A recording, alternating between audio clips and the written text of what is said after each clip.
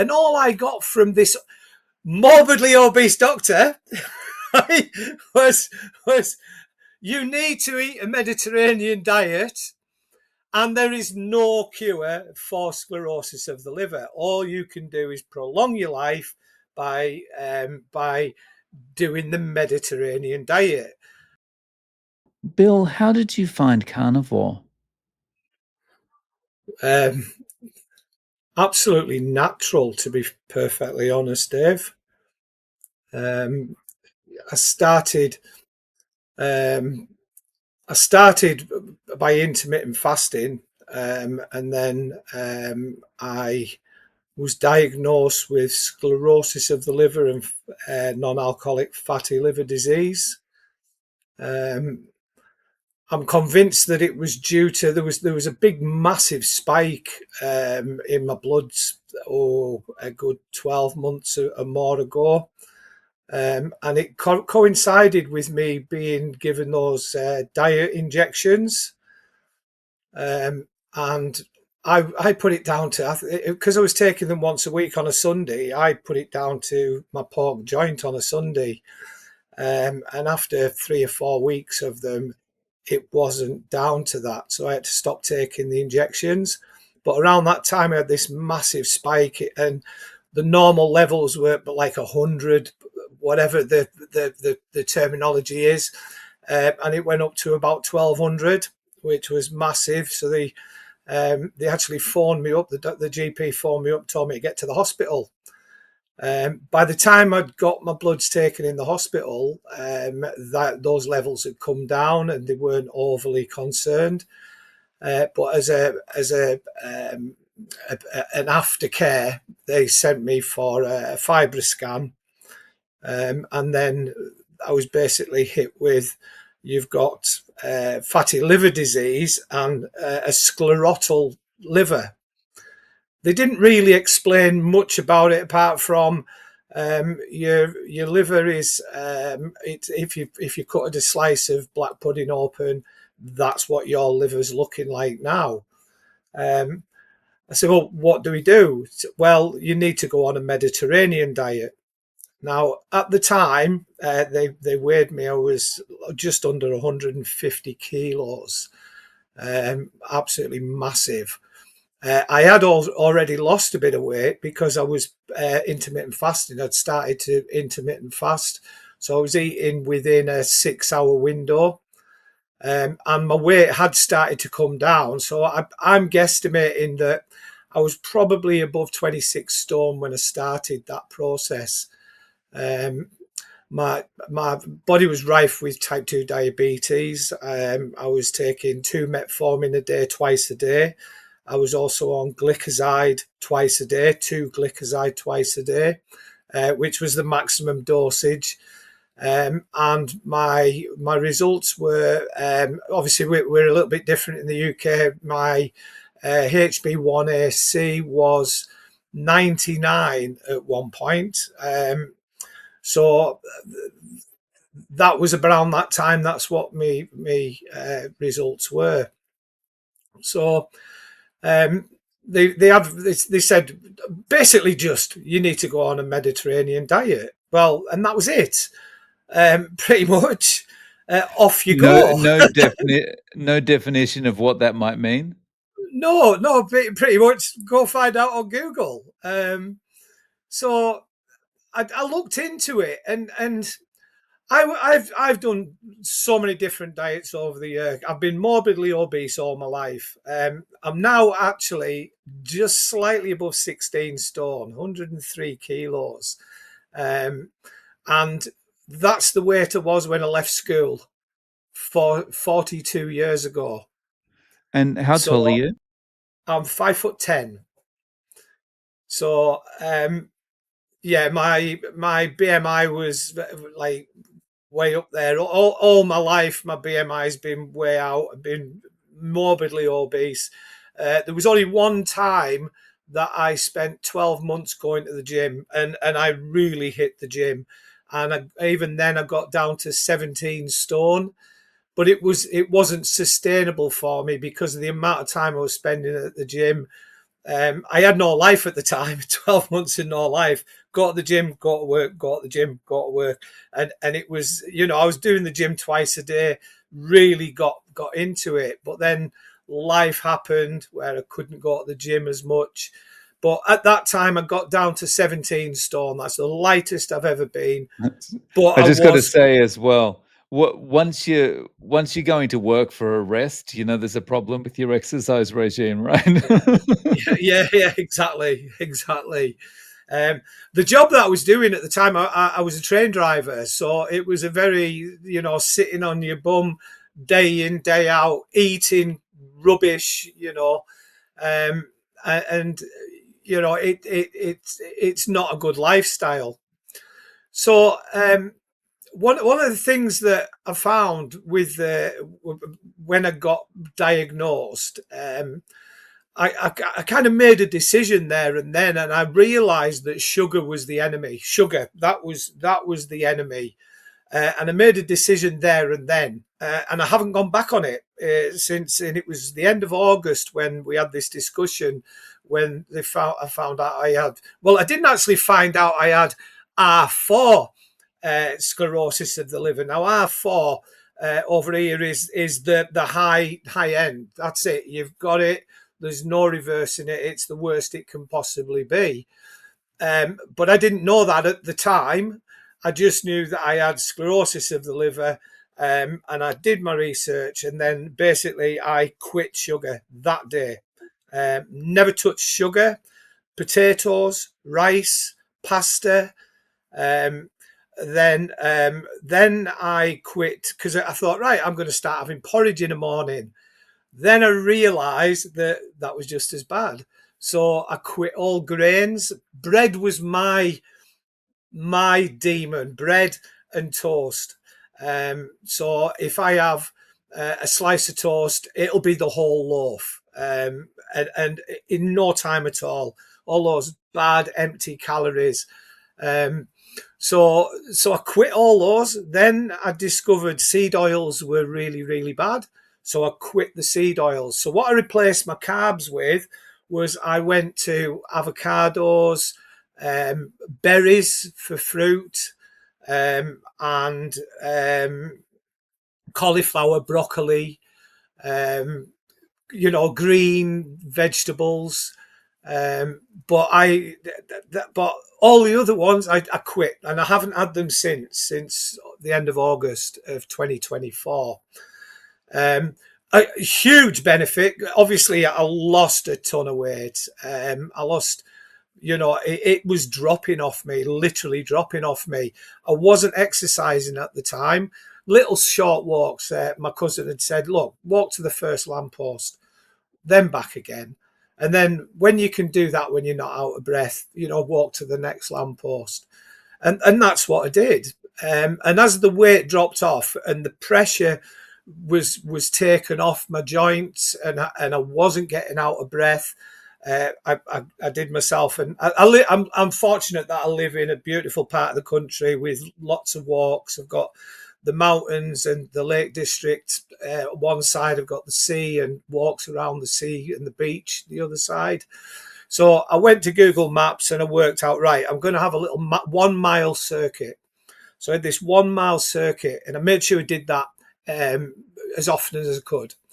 Now, during the winter, I didn't do anything. I really didn't do anything. I just concentrated on diet, lost the weight, and then came to January, and I just felt naturally inclined to go carnivore and cut out carbs completely.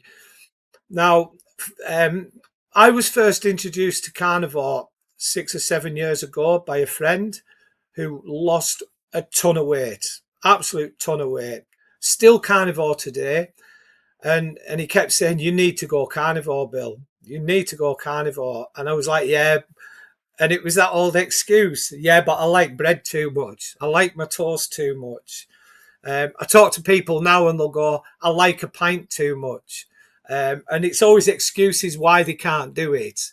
Um, so I was using that excuse. And even though I could see the results, He had a heart bypass, heart bypass 15 years ago, and he should have been looking for another one 3 or 4 years ago. Well, he's not taking meds for it. He's not taking blood pressure tablets. He's not taking any diabetes tablets because he's not got those things now. And he eats once a day, and he just eats until he's had enough.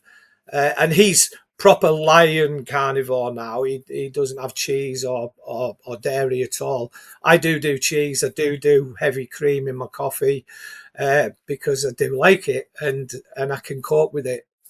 Um, so that was 6, 7 years ago. His wife lost a ton of of weight as well. She was had fibromyalgia, and when she was on the carnivore diet, she didn't have anywhere near the same symptoms that she has when she's not on it. Unfortunately, she's gone back to being a carbivore. And so she's suffering with the fibromyalgia now. Um, so, um, so yeah, the going carnivore, it was just a natural progression. Um, and there was a lot of experimenting as well, Dave. At first, it's like too much protein, um, not enough fat, um, eating at the wrong times, and until I got it right. Salt intake as well. It's getting the right amount of fluids in, the right amount of water, and the salt and the minerals. Um, so, and one of the things I realised today, I was watching. There's a guy I follow on Facebook, and he was saying that the body, it's not, you should go with your natural cravings. And I realised today that my natural cravings all my life has been carnivore. All the other things have just felt unnatural to me. And like if I ever went out for a meal, for instance, it would be a mixed grill, or steak. It was never pasta or a rice meal. It was always the meat, and eggs, meat and eggs, and that satiated me. But I didn't click that I was highly addicted to sugar from a very, very early age. And it's that sugar addiction that people don't understand. It's that silent killer that is highly addictive. Liken it to heroin. You know, um, if people realised, would they take heroin? And people say to me, "Oh, you can have a cheat day." Why would I have a cheat day? I'm addicted to sugar. I have a Right. sugar addiction. Why would And I tempt fate? if people really sat and thought about it, there's no way they'd be giving this to their kids, right? If they actually sat back and thought about how addictive it actually is. Exactly. And I'm talking to people um, now that like somebody said to me the other day, "You're eating what I like to eat when I was 7 or 8." This is, we're talking, back in the 70s, and when sweets were a treat. They weren't an everyday thing. You got sweets maybe once a week if you were lucky. The ice cream van had come round, but you didn't get one every day like today. If the ice cream van comes around, the kids are given ice cream every day. The sweets are normal. I've got 3 grandkids that stay with me through the week, and they've got their own cupboard, and it's full of stuff I will not touch. And all through this, that temptation's been there, but it hasn't been there because I'm so focused on educating people as well. And even my daughter now has cut back on the amount of sugar that the kids are eating. Oh, Um, that's good. like Ella, one of my grandkids, she only drinks water. She doesn't drink pop. She eats a lot of cucumber, but she has got a sweet tooth. But because she eats those things and drinks water, she's not getting as much as she could be. My youngest grandson, he's a chocoholic. and wants chocolate all the time. We've replaced that with berries, So we found that he loves strawberries and blueberries and things like that. So rather than give him chocolate, yes, give him a little bit of chocolate, but it's mainly berries to give him that sweetness. That's excellent. So your timeline is pretty compressed. Like it's from August to now. So do you know the status of your liver now? No, I've got more blood tests on the 24th. My liver function's absolutely normal according to my bloods from the last one. So my bloods went from 99 for the HB1C. It then went down to 42, which was just in the diabetes thing, but it was only 2 months into my journey when I had that test. So it wasn't the full 3 months. And my latest one was 37. Um, so I'm no longer on diabetic tablets at all. So I'm no yeah, longer that's not taking. even pre-diabetes anymore, right? It's not even pre-diabetes, no. So I'm not diet, and this is the thing as well, where you cannot trust the medical profession at times.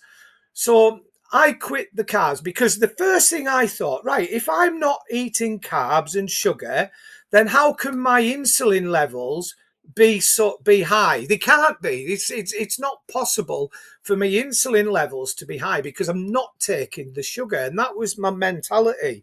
So I actually stopped taking when I went very very low carb. I stopped taking my metformin and my glycoside. I then went to see the doctor because I really wanted to know more about the sclerosis of the liver. What is this? What is the treatment? What can I do?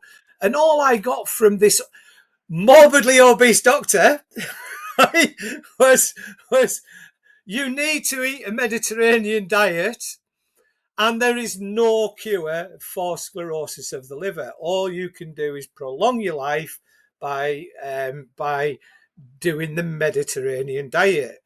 Just But eat you healthy must, whole grains and you'll prolong your yeah, life. yeah, eat your porridge and rice and pasta and all these things that have masses of amounts of sugar in. And people think, oh, this is the healthy option. No, it isn't. It's sugar. It's unhealthy. So so I said, well, I've stopped taking my diabetes medication. Oh, you mustn't do that. You must keep taking your medication. Now, I'd got quite strict and I was doing one meal a day.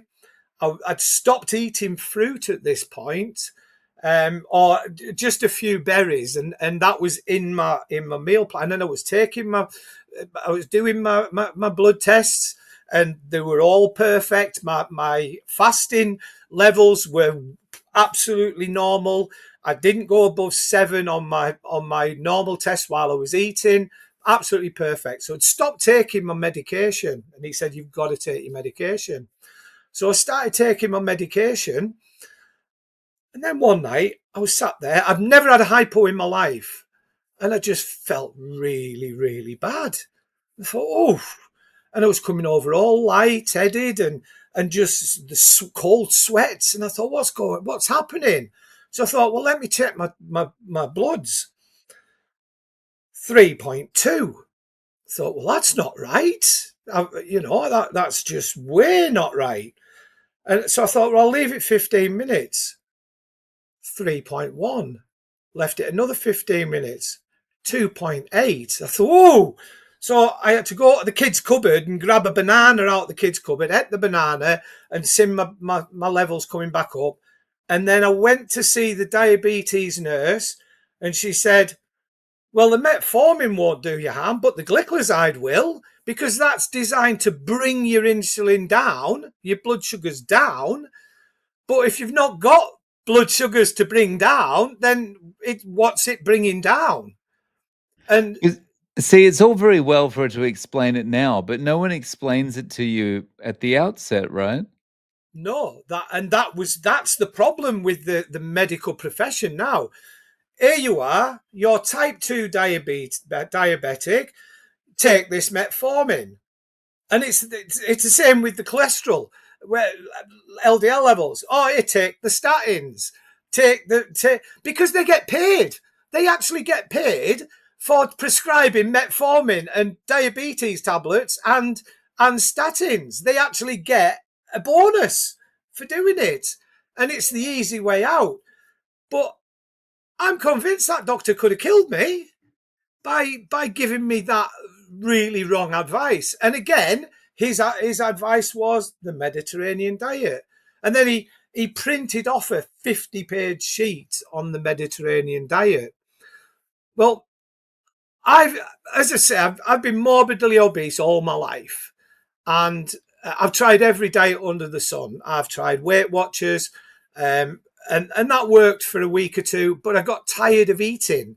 I really did. I got tired of eating. It was too much eating, too much preparation, too much faffing about.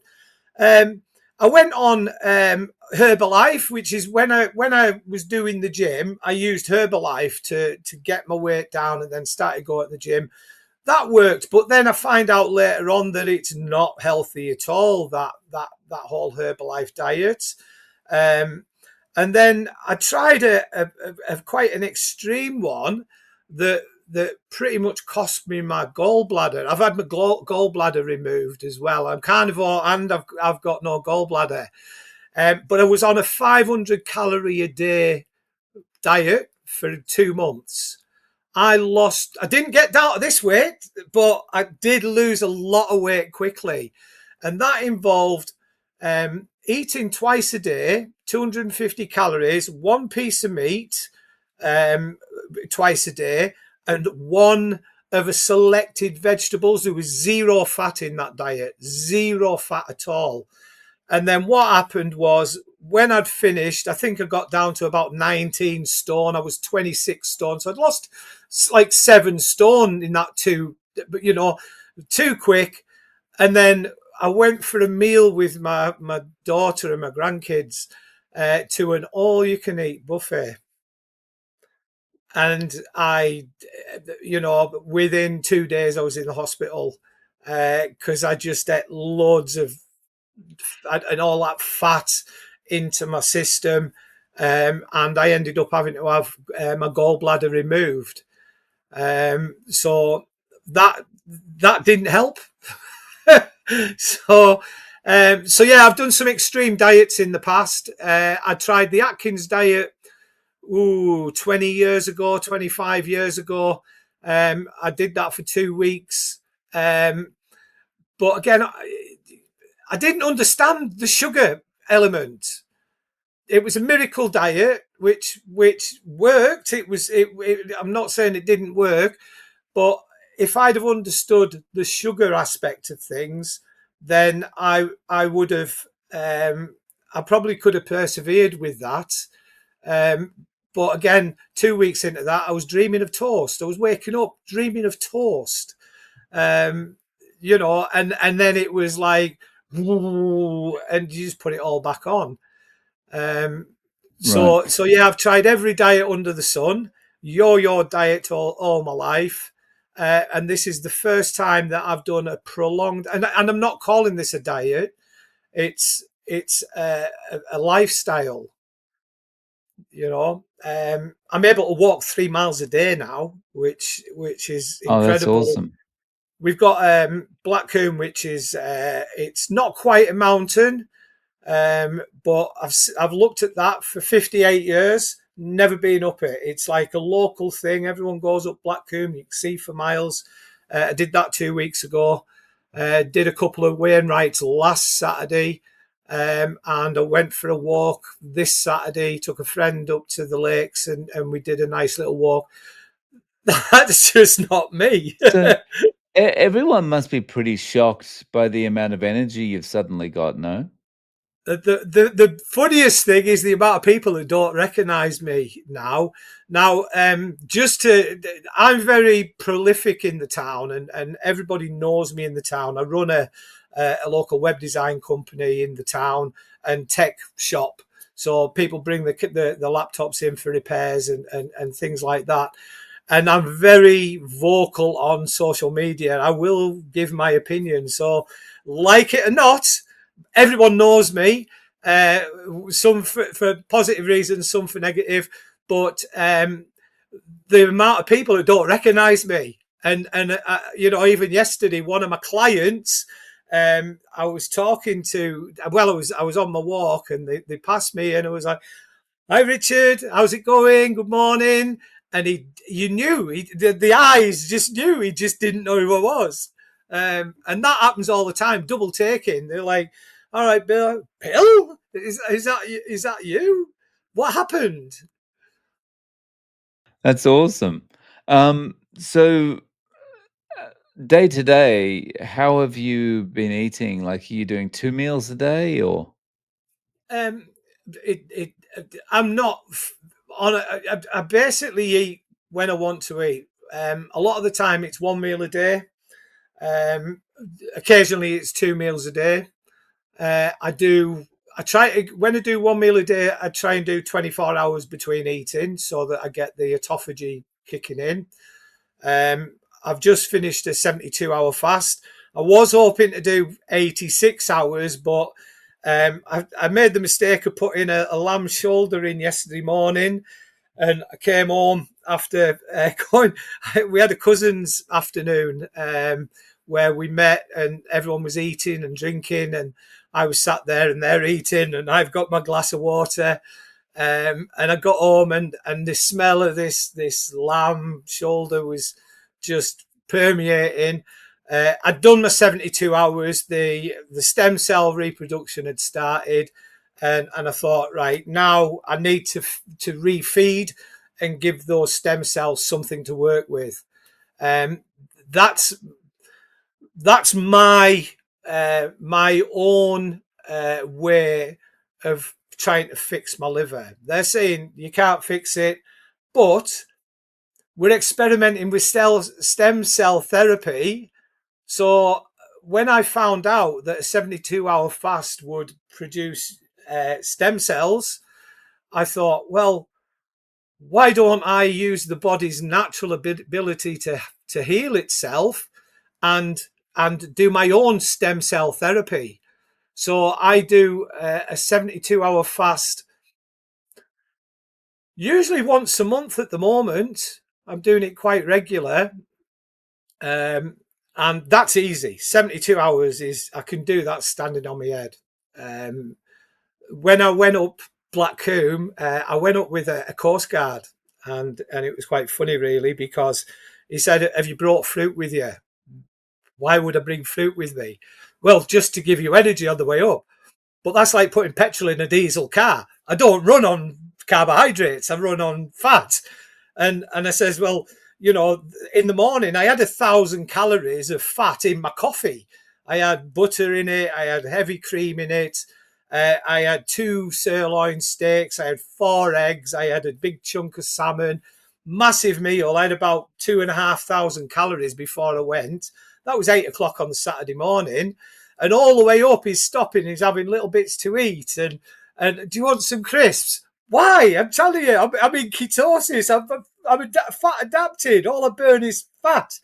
And I got all the way to the top and all the way down at the bottom. Nothing, didn't need anything, didn't take a snack or anything. And I didn't actually eat till 2 o'clock on the Sunday afternoon. And he said, "How did you eat a lot when you got back?" I said, "No, I ate on Sunday at 2 o'clock." "How do you do it?" He said, "I was famished when I got back." I said, "Because I'm fat adapted and I've still got plenty of stored fuel." So it absolutely blew him away, the way I had that energy all the way up and all the way down. Yeah, it's so cool that we're able to do that, and it's almost like a party trick because these people that have only i- subsisted on carbs their whole lives, they're looking at you like, "What's going on? I don't understand this at all. How can you go 72 hours without eating anything? It's crazy." Without the hunger. So when I quit those carbs at the beginning, it was only 10 days, 10 days from quitting sugar. And bear in mind that it was a week before I quit the porridge, because I had gone to porridge for 7 days. But 10 days after that initial decision to quit sugar, I no longer got hunger pains. It was like I'd gone cold turkey. I'd quit that sugar addiction. Um, and it was incredible the way it just all of a sudden it switched off within 10 days. um and I thought, because I used to get hunger pains in the morning, and and I thought, oh, I need something to eat, and I now realize that that's the withdrawal from sugar hitting you, saying I need sugar, because I was addicted to sugar. Physically addicted. I was still say mentally addicted, and I'm not saying that I don't look at, like looking at my cousins eating yesterday. They had various different meals, and I thought I could taste some of the things they were eating. I thought, oh, that'd be nice. But um, somebody recommended a book for me right at the beginning, and it was Divinia. Oh, let me just find it, because it was really useful. It reiterated what I already knew, but what she gave was some techniques, and it was incredibly useful. And I'm not one to usually kind of promote books, but this one was particularly useful, and it was It's Not a Diet by Davinia Taylor. And she came from an addictive background. She was addicted to alcohol and partying and various drugs. And she put it into perspective, of how addictive sugar was. But there was three things she said that stuck with me. So she said, when you look at something that you've got kind of a craving for, or a temptation. So let's say, for instance, it's toast. So the first thing, do you want a slice of toast, Bill? First thing, what will I benefit from eating that toast? So me, 20, 30 seconds of pleasure. Yeah, that little rush in the head, that little pleasure for 20, 30 seconds. The second question is, what will the consequences of eating that be? So let's look at the toast. Well, I'll want another slice of toast, and then another slice of toast, until I've done the whole loafing. And the third one is, how will it make you feel? Absolutely gutted and disappointed with myself, because I've succumbed to that temptation, and now I've had to reset and start again. And those are the three questions I ask myself whenever temptation comes. And it's funny, I was at church yesterday, and I was talking to the pastor's daughter, she's gone carnivore, and her partner's carnivore. And she said, I'm doing good, but Alex, he was the Easter bunny yesterday, and he came back with Easter eggs, and he ate 4 Easter eggs. He's lost loads of weight on the carnivore, but he ate 4 Easter eggs, one after the other, because he started and couldn't stop. And that temptation was there. And then obviously now he'll feel gutted, because he's had to reset and start again. Oh, and, just as you were explaining that story about the Easter eggs, I'm just sitting there thinking, yeah, I would have done exactly the same. I'd eat one, and then the next one, the next one, the next one, and then I'd be, like, looking around for where's number 5. Yep. It's like, it's just it's so dangerous because it just never ends. So at the beginning, another funny really, and not me at all. So at the beginning, there was a couple of times at night where I was on one meal a day, and this was right at the beginning, and I'd think, could just eat something. So I'd go to the cupboard where the kids' stuff was, look at it all, smell it, and go, "Oh no!" And then I'd cut myself a slice of cauliflower and fry it in olive oil with salt and pepper on, and eat that. And it was absolutely delightful. And that was my go-to snack. A good steak of cauliflower, and just so satisfying because it had a little bit of sweetness with it. It had that savoury as well. And one of my biggest problems was sweet and savoury. I would, because I have both sweet tooth and savoury tooth, I would eat savoury, like crisps were a bad one. Eat bags of crisps, or or um, chips in America. Um, and then I'd be satiated with that, and then it's like, whoa, need something sweet now. So then I'd hit the chocolate, the biscuits, and then I get to the end of that, and depending on how I felt, because I did do a lot of comfort eating.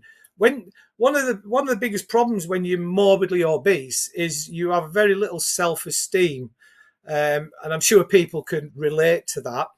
And my self-esteem was pretty low. I would look at the ground, even though I was, I can switch it on because I am a salesperson. That's my main role in the because I run my own business.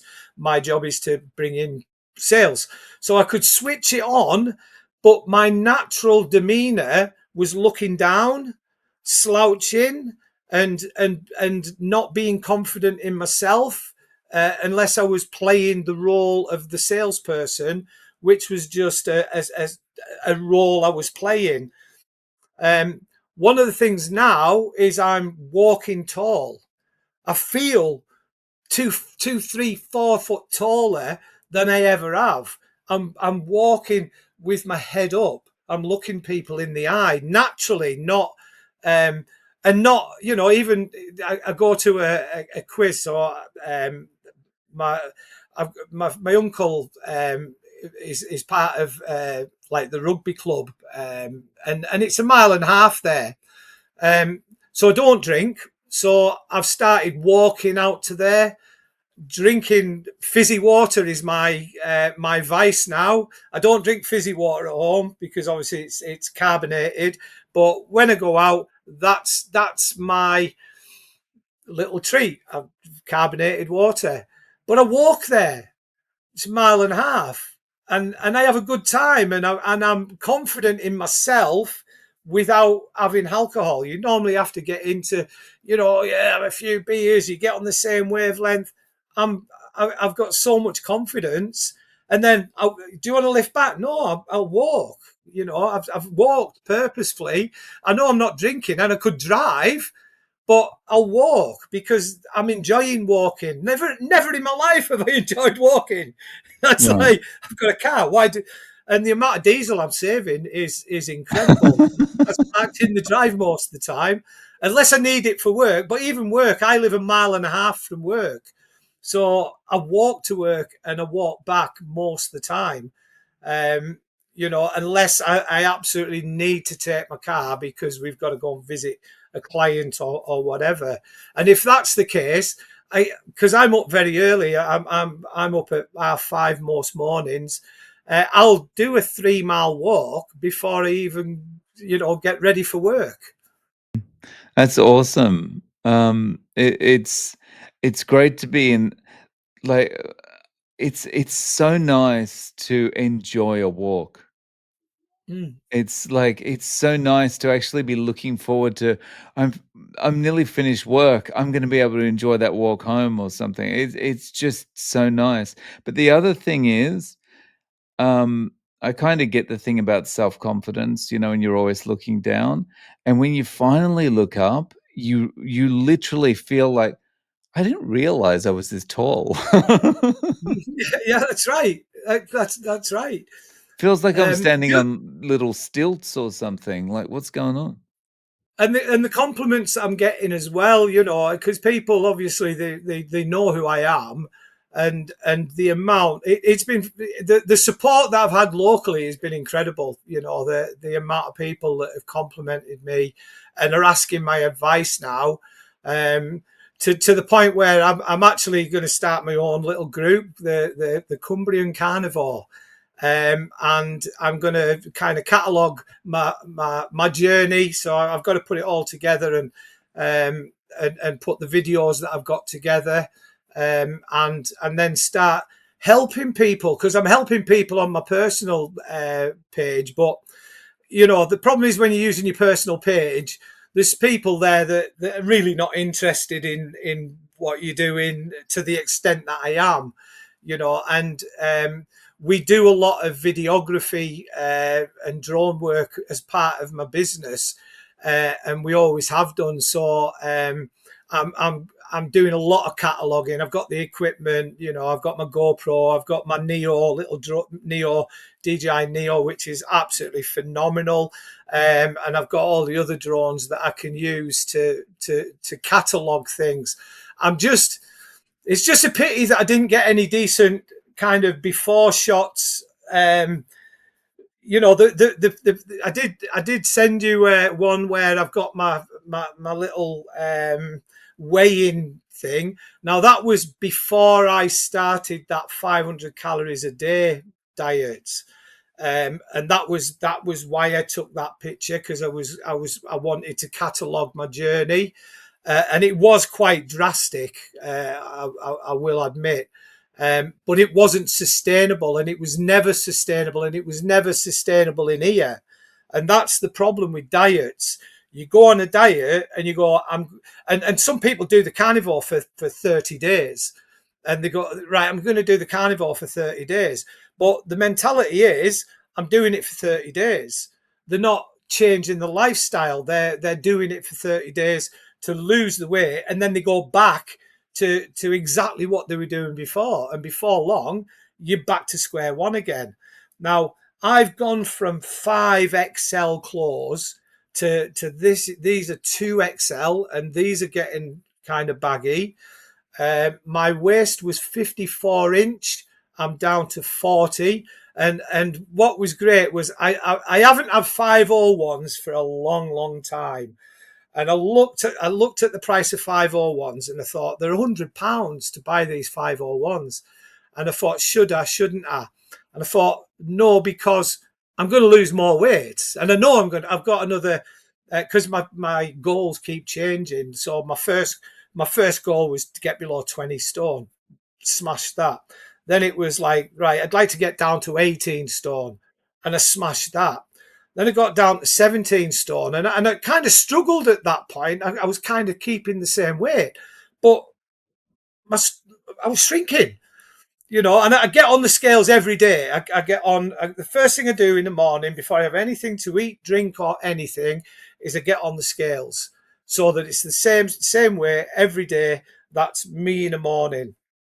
And it's one that measures your fat, your bone density, your muscle, and everything. And you know, there was these couple of stages where I was just not losing anything, but my composition was changing. And this is where you've got to be careful with scales, that you know, you're better off measuring your waistline and your chest and things, rather than weighing yourself and being obsessive with weight. But because I had these goals, so I stuck around 17 stone, and that was where I got to when I was going to the gym that time. So I'd got down to 17, and I was happy with that, but I'd been working out.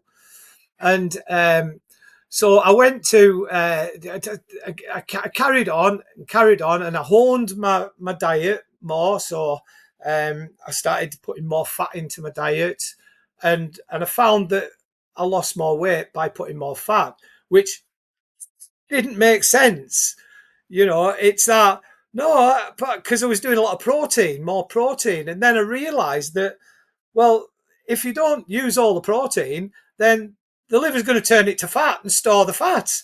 But if you're using the fat, you're in the fat, you're keeping that fat burning going. So by increasing the fat, which is why I started putting cream in my coffee and butter in my coffee, and it grossed a lot of people out, but it's absolutely it's lovely. Butter in the coffee, awesome. And so now I'm down to almost 16 stone. I was looking at BMIs, and for me to be, because of my height, um, I need to be down to 13 and a half stone to be at that maximum BMI, that top end of normal BMI. So that's my new goal, is 13 and a half stone, which, yeah, I could do that. I've still got Mm. fat around the stomach. And my visceral fat's down to 15 from 32. It's down to 15 You now. know you know, the thing about this is, like, when you're looking at a goal like that, right? It's 16 to 13 and a half stone, and you're thinking, "Yeah, I can do that. Yeah, it might take a little bit of time, but I can do that. Definitely do that." On any other diet, if you've gone from, like, 20 to 18 to 16 and then you're going, "I need to get to 13 and a half," you'd be like, "I'm jack of this. I'm not doing this anymore." You just give up because it's just like the 500-calorie diet you're on before, it's just too much work and it just takes over your life, right? So before I went up Black Combe, somebody said to me, somebody that I respect, and he's done something similar, but he's not gone on the carnivore diet, but he's done a lot of working out, running, started walking, and then fell running, and he's progressed. And when I was going up Black Combe, he said, "Bill, one bit of advice." He said, "Don't look where you're going, look where you've come from." And that's what I do now. I look that I was 24, 25, 26 stone at one point, and now I'm just above 16 stone. And 13 and a half stone is it's nothing to get to there. But if I'd have looked at when I was, 25 stone and thought, right, I need to half my weight, there's absolutely no way. I would have given up long ago. And to think that I think I can do that in the 12-month period, which is an incredible feat if you think about it, to go to half your weight in 12 months. And I'm on par for that. Um, a lot of my journey has been catalogued. The other thing that was really, really encouraging was, we have a guy in the town that runs a fight club. It's like boxing and training and things like that. And he runs these 10-week better body challenges. And basically you pay your £10, everyone pays the £10. Whoever wins out of, so it's not just on weight loss, it's weight loss, fat loss, muscle build, bone density, things like that. And I did a couple of those in the past, and got nowhere, got absolutely nowhere. I thought, right, I'm going to do this 10-week challenge, and I'm going to go on a diet, and I'm going to go at the gym, and I'm going to do this. And I did nothing, I just gave up after a week. So because he started one in October, and it finished in the middle of December. I lost 20 kilos in that time. I'd already lost a fair bit but 20 kilos I'd lost. I won £160, the first time I'd ever won anything ever. And I was so chuffed, and he was so chuffed. Now, the beauty of this is that he did another one in January. Now, he beat me in January, but I come second. I won 80 quid, which was great. And it was during that time where I was kind of adjusting, a lot of adjusting. So I didn't quite lose as much. But he used my techniques to beat me. So he was doing 3-day fasts and one meal a day and high protein, high fat, low carbohydrate. So this guy who's been fit all his life took my journey and adapted it to himself, and he beat me. And it's like, but I'm just so chuffed that that I come first and I come second, and we're talking quite a few people who are involved in this. Never Mm. won a thing in my life. I was always, in that, when they chose the game, the teams for games, and they go, right, I'll have you and the two captains, and I was always the last one picked. Yeah. So, Bill, how can people find you? Do you have your channel set up already? Yeah, Cumbria Carnivore's set up. Should be able to find it. It's open. I haven't put much content on yet, but that's my goal over this week is to fill that up with content because I just want to help people, Mm. and Awesome. that's the bottom line. If I can help the world um, get rid of that sugar addiction and educate people about that sugar addiction, um, my job's done. And I can, uh, I can settle happy. Nice. So I'll link to your page below. Thank you so much for coming on, Bill, and sharing your story. I really appreciate your time. Yeah, thank you for giving me the opportunity to give my story. Um, it's great to be able to tell people, how great the carnivore diet is, and I'm not going to knock keto or that side of things. As long as you stop the processed rubbish, that processed food is just poison.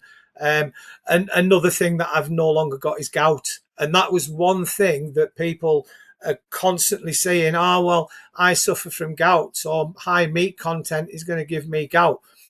No, it isn't. It's the plant based that's giving you gout, not the meat.